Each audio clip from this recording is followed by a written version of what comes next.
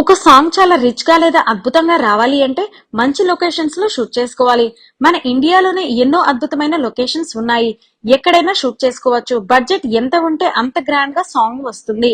కానీ ఎవరైనా చస్తామని తెలిసి కూడా సాంగ్ షూట్ చేసుకోవడానికి వెళ్తారా? మన తెలుగు సినిమాలు అంత రిస్క్ చేస్తాయా అంటే కష్టమనే చెప్పాలి.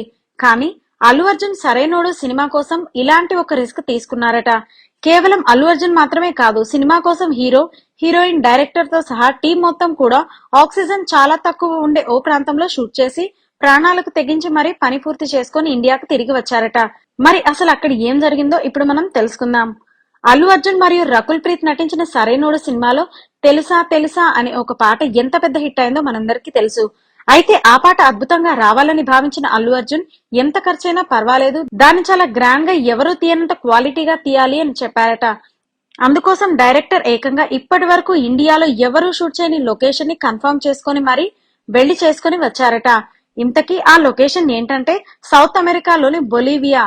అక్కడ నుండి 50 గంటల పాటు విమానంలో ప్రయాణం చేస్తే కానీ ఆ బ్యూటిఫుల్ లొకేషన్ రాదు. అంత రిస్క్ తీసుకుని 4 విమానాల్లో టీం అంతా అక్కడికి వెళ్లారట.